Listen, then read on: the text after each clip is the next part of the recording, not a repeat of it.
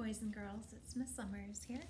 Today I'm going to read a passage out of Vincent's Starry Night and Other Stories, a children's history of art by Michael Bird, and it's illustrated by Kate Evans, okay? This is a pretty big book here, but it's a good one for students who are really interested in the history of art, okay? So, I'm going to read to you today about Vincent van Gogh, who is the author who created this famous painting that my students are well aware of, The Starry Night, right? So, here we go. Vincent's Starry Night, Vincent van Gogh. There's a tap at his door, the nurse's voice. Time for bed, Mr. Van Gogh. One moment, he calls. I'm just finishing a letter to my brother. The nurse's footsteps go away. In another room, a patient is yelling and thumping the wall. The mental hospital can be a noisy place, and Vincent van Gogh needs peace. Peace! But at last, he's painting, and he's got painting to keep going. And the nurses and the doctors are kind. They encourage him to paint. Van Gogh feels that painting is the only thing that will keep him sane. He puts down his pen. He's so sleepy. Today he woke before it was light. He got out of bed and went to the window. There was a great shadowy cypress tree, the moon riding high, the sky still full of stars. The wind blew from the mountains. The cypress bent in the strong wind, reared up and bent over again as if alive. Thin clouds chased across the sky. What was to stop him from going up there among the stars? As he looked up, Van Gogh felt closer to the stars than to the wooden floorboards of his bedroom. He felt closer to the past than to the present. Down below, was that the little church from his old home in the Netherlands? No, impossible. This was France. This was now. The stars swirled in his head like thoughts.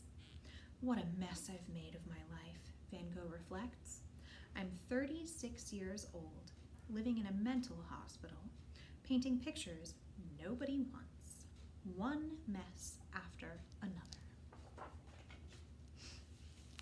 Here's the next illustration of his sunflowers, which are also very famous. His first job had been working for an art dealer until he got fired. Then he became a preacher and gave away all his belongings to poor people. He got fired again. Then finally, just a few years ago, it dawned on him he was destined to be an artist. He worried he'd never be any good. There was so much to learn, but the best place to learn was definitely Paris. He must go there. To begin with, Van Gogh had painted with browns, grays, and dull greens, as if the sun never shone and nobody felt happy. In Paris, he realized he couldn't go on like this. The Impressionists' vivid colors lifted his spirit, and Seurat, Van Gogh loved his paintings.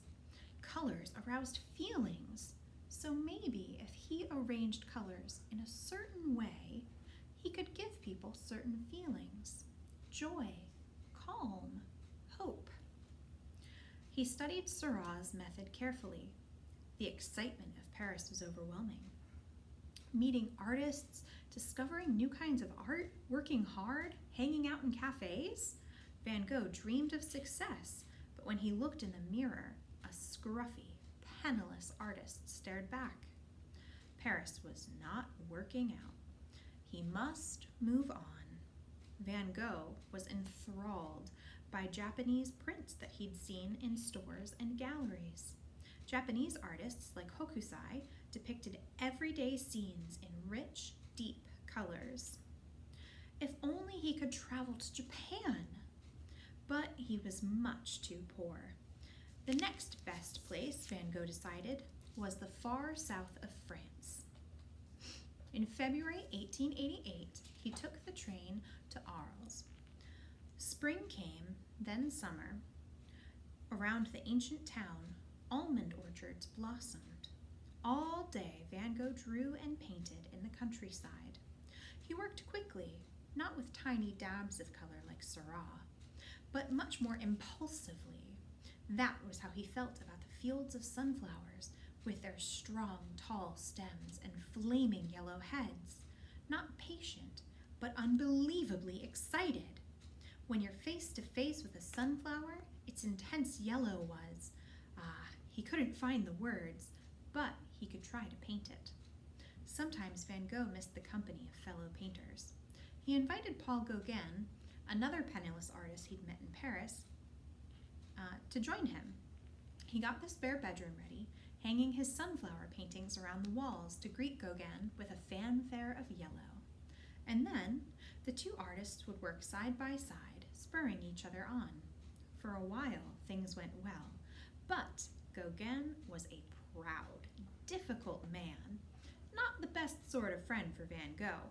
They began to argue bitterly. One winter night, after a particularly violent quarrel, Van Gogh was so upset he sliced off a part of his left ear. "I'm getting out of here," thought Gauguin, and packed up his bags. Alone again, Van Gogh became scared of what he might do next. To be safe, he got himself admitted to a mental hospital. Yes, it was for the best. The doctors would keep an eye on him. Van Gogh feels too tired to finish writing his letter. He was trying to describe what he felt this morning under the stars, but words can't describe it. No, tomorrow he must paint it. He will paint the starry night. Thank you for listening.